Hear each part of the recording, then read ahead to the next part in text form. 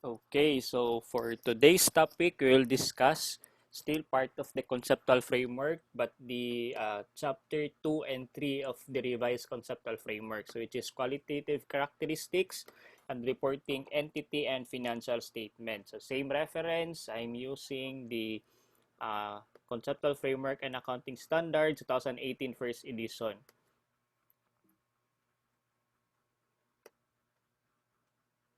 Okay, so course outcomes.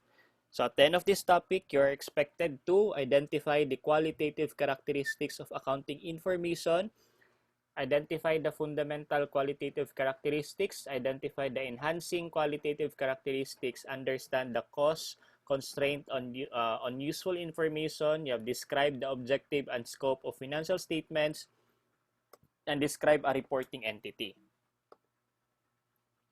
So let's start first with the definition of qualitative characteristics. So what are qualitative characteristics? So these are qualities or attributes that make financial accounting information useful to users. So take note that these qualitative characteristics, these are the qualities or attributes that make the financial statement useful to the users. Okay, so in deciding which information to include in financial statements, the objective is to ensure that the information is useful to the users in making economic decisions. Again, the purpose of these qualitative characteristics, they are dapat kani siya nga mga qualities na asa isa ka financial information because these qualitative characteristics will make the information useful to the users in making economic decisions. And we have two classifications of qualitative characteristics. You have the fundamental and you have the enhancing. So when say fundamental, that's basic. Diba? In order for the information to be useful, dapat naasa aning fundamental qualitative characteristics. And when we say enhancing, diba, it will enhance the usefulness of the information. Useful na, and we enhance the usefulness of the information. Let's start first with the fundamental qualitative characteristics. Again, when we say fundamental, that's basic. So the fundamental qualitative characteristics relate to the content or substance of the financial information. Therefore, unsay sulod, unsay unod sa financial information. So the fundamental qualitative characteristics are relevance and faithful representation. So again, in order for the financial information to be useful, dapat naataning fundamental because again, this is basic, di ba? Fundamental, basic na characteristic for a financial information para useful siya. Okay, so information must be both relevant and faithfully represented if it is to be useful. Take note that under fundamental qualitative characteristics, you have two qualitative characteristics under fundamental. We have relevance and faithful representation. So in order for the information to be useful, it must be both. Take note of this, dapat relevant ang information and faithfully represented ang information in order for the information to be useful. Sir, what if relevant lang? Then, if the information is only relevant but not faithfully represented, then the information is not useful. Dili sa magamit sa company in making economic decisions. Maybe the entity can use or the users can use the information, but probably the decision nilang buhaton is mali, because they are basing their decisions sa dili useful nga information because kung relevant lang siya tapos dili sa faithfully represented. On the other hand, if it is faithfully represented but dili sa relevant, still the information is not useful. Okay, dili gyapon useful ang information. So again, in order for the information to be useful, the financial information to be useful, it must be both relevant and faithfully represented. Okay. So what do you mean by relevance? Okay, relevance in simplest terms, relevance is the capacity of the information to influence decision. Therefore, an item is relevant if it has the capacity to influence a decision. Kumbaga, because this item is relevant, your decision will be influenced. So, ma-change imo decision because this item is relevant. So, if ever the item does not change your decision, does not influence your decision, therefore, the item is not relevant. Okay. To be relevant, the financial information must be capable of making a difference in the decisions made by user. Again, it should be capable of making a difference. So, because of this certain information, relevant siya if it would affect your decision making. But if it does not affect your decision, then that information is not relevant. Okay, so for example, broadly, the statement of financial position is relevant in determining financial position. And the income statement is relevant in determining performance. Siyempre, di ba? So, if the statement of financial position is relevant because, di ba, by looking into the statement of financial position, we can identify the financial status or position of the company. Then we can make decisions based on the position of the company. And also with the income statement, it is relevant because it will determine the performance or the operation of the company. Diba? By using the income statement, you can see the performance of the business for this month. Medyo niubos na yung income. Then, unsay decision nga atong buhaton? Diba? What measures or actions that you need to do based on the information. Therefore, because the information is relevant, diba, yun naka-influence naka-affect sa imong decision-making process.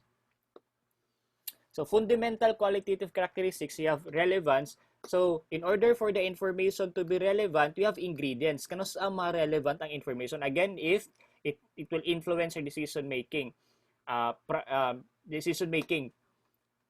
So, dapat the ingredients of relevance dapat na as a predictive value, it has to have a predictive value and confirmatory value. So, if the information does not have a predictive value and confirmatory value, therefore the information is not relevant.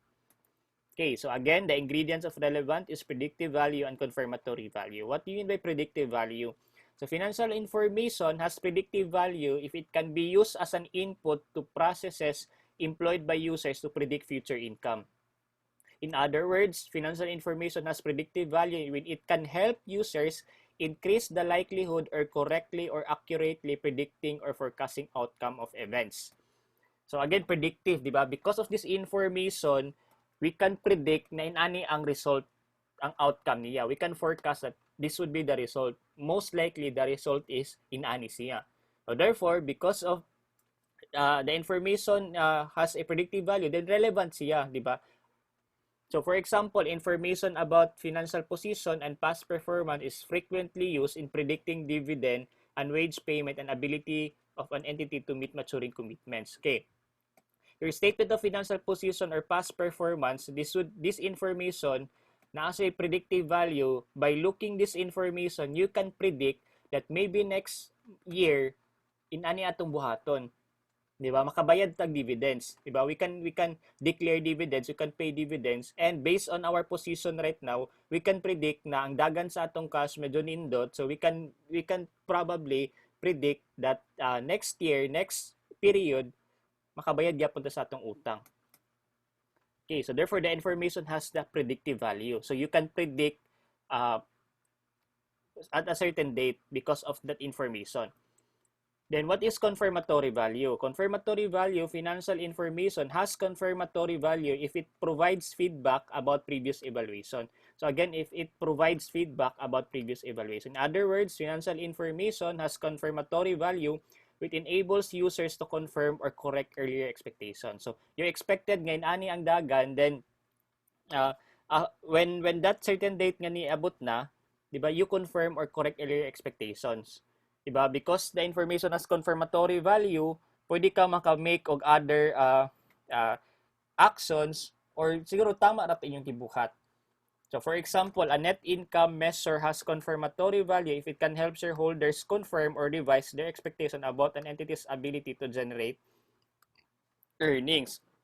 Okay, a net income measure na daw sa confirmatory value if mataba, it can help shareholders to confirm or revise their expectations. So, based on this information, we have net income for this year.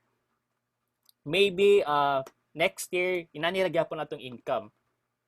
Okay, so if inana ang ilang measurement, then on that day, niabot ang next year, na-confirm sa mga based on the trend, tama gidaay nga kanira atong gi-estimate, gi-expect nato. So therefore, nasa confirmatory value or medyo layo raman ta sa atong gi-expect. So we need to revise something. Diba? We need to do something, diba?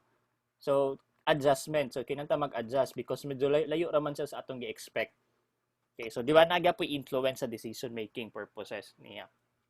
So again, the ingredients of relevance, it has to have a predictive value and confirmatory value. The information must have predictive value and confirmatory value. Okay, so normally, often, information has both predictive and confirmatory value. The predictive and confirmatory roles of information are interrelated. So, medyo connected rin ni si predictive and si confirmatory. So, example is an interim income statement which provides feedback. When you say interim, pwede sa quarterly na report or semi-annual or monthly, which provides feedback about income to date and serve as a basis for predicting the annual income. So, since this is let's say, a monthly income statement which provides feedback about the income to date and serve as a basis for predicting the annual income. So, the interim income statement for the first quarter, so it's a quarterly basis, shows net income of 2 million. So, this is the confirmatory value.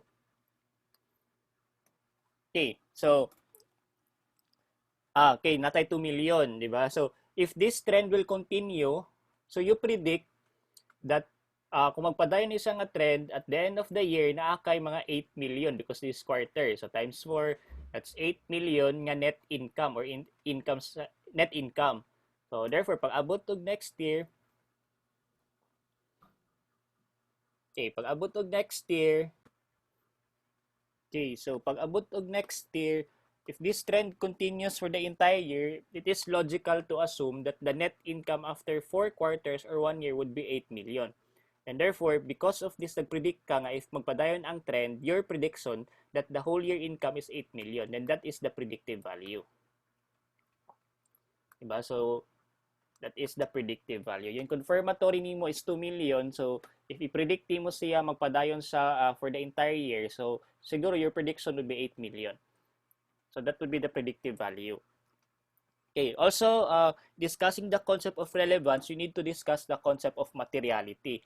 What do you mean by materiality? Or materiality is a practical rule in accounting which dictates that strict adherence to GAAP is not required when the items are not significant enough to affect the evaluation of decision and fairness of the financial statement. Pasabot ani, di ba? So, that dictates that strict adherence to GAAP daw is not required. So, when the items are not significant enough. So, if there are items nga dili sa material or are not significant enough, then pwede na ta dili di na ta mo strictly follow or adhere to the GAAP as if the items are not significant enough. Okay, so materiality is really a quantitative threshold. So, therefore, quantitative threshold linked very closely to the qualitative characteristics of relevance. So, that's why this is very directly related to relevance and materiality. So, the relevance of information is affected by its nature and materiality. So, therefore, relevance of the information could be affected by the nature and materiality. By its nature and materiality. In other words, materiality is a sub-quality of relevance based on the nature or magnitude or both of the items to which the information relates. So, the conceptual framework does not specify a uniform quantitative threshold for materiality or predetermine what could be material in a particular situation. Take note that the conceptual framework does not provide specific threshold about materiality. Wala sa nag-ingon nga 10% is considered material, 5% is considered material. Okay, so again, there's no specific threshold for materiality. Diba? It's up to the company again because some companies, for them, this amount is material, but for some companies, this item is not material for them. Okay, so that is why materiality is a relativity. So it would really depend on the company if the item is material or not. So materiality of an item depends on a relative size rather than absolute size. So again, there's no absolute size like 10,000 is material. No, it depends on the company. Relative siya based on the company. So based on the company's policy, so pagdepende pila ilang threshold sa materiality. So again, what is material for one entity may be immaterial for another. So that is why materiality is a relativity. It will depend on the size, relative size. So an error of 100,000 in the financial statements of a multinational entity may not be important but may be so critical for a small entity. This is really true, di ba? Kung naay nawala nga 10,000 company sa 10,000 pesos sa Robinsons, na error nga 10,000 sa Robinsons, for them, dili na siya material because 10,000 pila naman na siya. But for sari-sari store, convenience store, 10,000 nga error is very material for them. So that is why materiality is relativity. When is an item material? So kuno sa makaingon nga material ang item. So actually again, there is no strict or uniform rule in determining whether an item is material or not because it is dependent on good judgment, professional expertise, and common sense. So that is based on the judgment of the company if material is sa ilang amount or dili. However, a general guide may be given to it. An item daw is material if knowledge of it would affect or influence the decision of the informed users of the financial statements. So again, the item daw is material if it would affect or influence the decision of the users of the financial statements. Same with relevance, di ba? So it would capable of making influence to the decision of the users of the financial statement. Okay, so again, the item is material if it would affect or influence the decision. So information is material if its omission or misstatement could influence the economic decision that the users may make on the basis of the financial information about an entity. Okay, so that is materiality. So factors of materiality. So in the exercise of judgment in determining materiality, relative size and nature of an item is important or is considered. So again, monetong yun yan, relative size, depende sa company. For them, this amount is material, but for other companies, the amount is not material. And nature. So ahagikan, unsay nature sa item. So the size of the item in relation to the total of the group to which the item belongs is taken into account. For example, an amount of advertising in relation to total selling expenses, the amount of office salaries to total administrative expenses, the amount of prepaid. Okay, so basically, depende on the size, di ba? Size of the item. If material ba na sa company or not. How about nature of the item? Maybe inherently material because by its very nature, it affects economic decision. So, depende on sa nature sa nahitabo nga error. So, this may be inherently material because by its very nature, it affects economic decision. For example, kani, the discovery of a 20,000 bribe is a material event for a very large entity. Di ba? Na ay bribe na hitabo nga 20,000 even dako kay na sa nga company, but for them 20,000 is material. Why? Because the nature of the error or the discovery is naka-bribe siya. Diba? Biskan 10 pesos pa na nawala, pero nganong nawala tungod kay gikawat siya, that is material already because diba dili man pwede nga imo lang na sang i-disregard nga nay nangawat balag 10 pesos na siya. Because the nature of the item, kawat siya.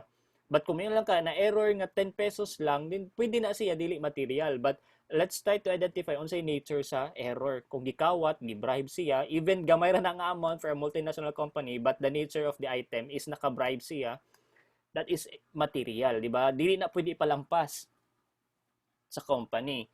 So again, the factors of materiality, so that will be based on the relative size and nature of the item.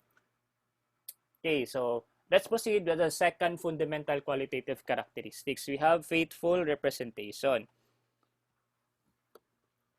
Faithful representation means that financial reports represent economic phenomena or transaction in words and numbers. Stated differently, the descriptions and figures must match what really existed or happened. Simply worded, faithful representation means the actual effects of the transaction shall be properly accounted for and reported in the financial state. Diba? Faithful representation. Kung unsay nahitabo, dapat ma-report. Pilang amount sa nahitabo nga transaction, dapat ma-report. Walang labis, walang kulang. So that is faithful representation, diba? So, must match what really existed or happened. So, example, if the entity reports purchases 5 million, when the actual amount is 8 million, the information would not be faithfully represented. Of course, di ba? The actual transaction is 8 million ang amount. But pila ra imong gi-report 5 million, di ba? That's the information is not really faithfully represented. Therefore, if inaning nahitabo, the information is not useful. Di ba? Gamiton man gani siya, but the decision is kumbaga dili tama ang decision mo arrive because the information was not faithfully represented. Again, kung unsa dapat ang i-record, mao dapat siya ang mo-reflect sa information. Walang labis, walang kulang. That is faithful representation. So we have ingredients also of faithful representation. When can we say that the item is faithfully represented, the transaction is faithfully represented? So of course, if it is complete, you have completeness. If it is neutral or neutrality, and it is free from error. So this is the mnemonic CNF, the ingredients of faithful representation. You have completeness, neutrality, and free from error.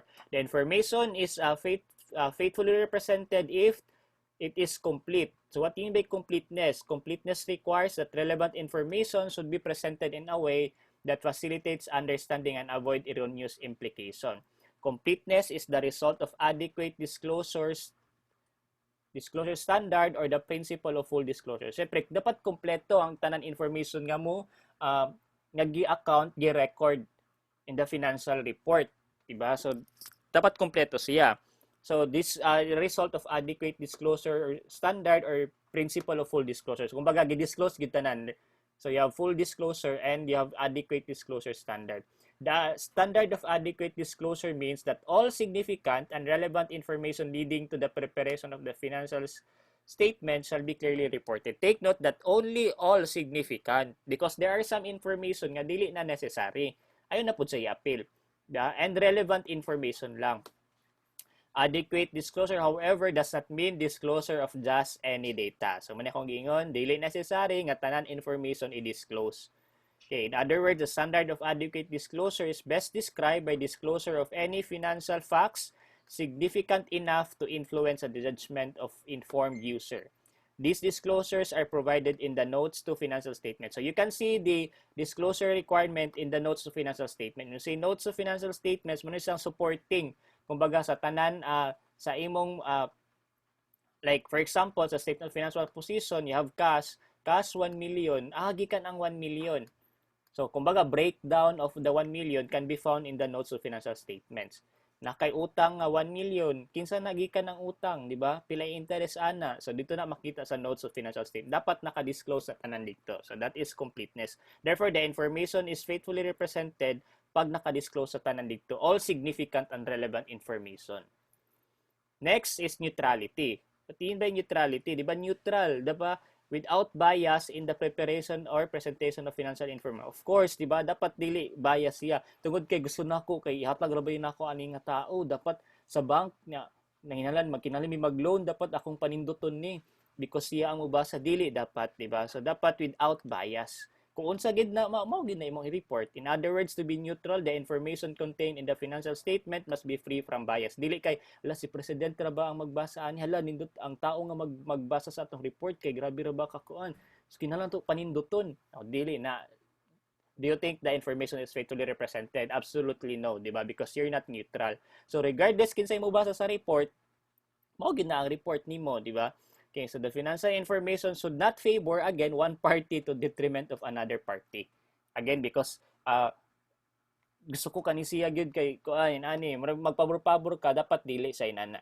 The information is directed to the common needs. Take note that the information is directed to the common needs of many users and not to a particular needs of specific users. Because kinahanglan nako og kwarta, dapat paninduton nako kasi ang mubasa sa report. Bias nakadaan ana. So that all your information, the report is not faithfully represented na. So neutrality is synonymous with all-encompassing principle of fairness. So to be neutral is to be fair. Okay, dapat patas ka. Kung unsa gid to, di ba, wala gid kay bias. Bisan kinsa pa ang mobasa ana because di ba it is for the common needs, not for the intended for a specific user. Another, the last one is free from error.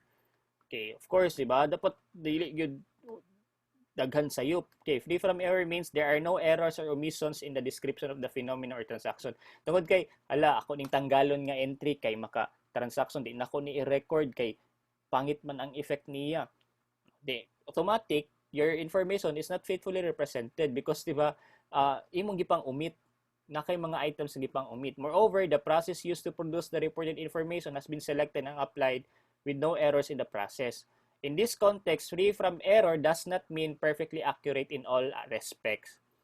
Diba? So it does not necessary nga perfect na imong report because again, we have limitations in the financial reporting, the preparation and presentation of financial reports nato. We have limitations.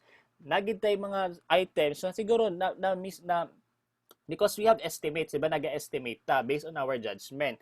So pero dapat ang error pod minimal ra pod siya, di ba? Again, this does not mean na perfectly accurate in all respects because we have limitations.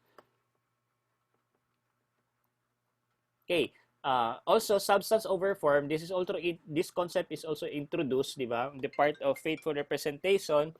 If information is to represent faithfully the transaction and other event it purports to represent, it is necessary that the transactions and events are accounted in accordance with their substance and reality, not merely in the legal form. So therefore, we account the transaction based on the substance and reality, but not merely their legal form. So, mas importante si substance, di ba? Substance over form. So, we account the substance, okay, not the form.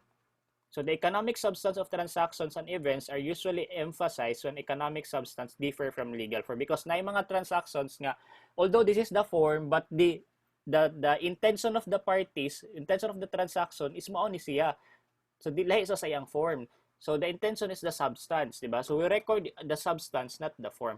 Example is lease property from the lessor. So, rentals. Example, nag-agree mo nga, although the contract, the term of the lease provided, the lease transfer ownership of the asset to the lessee by the end of the lease. So, naninay tabo.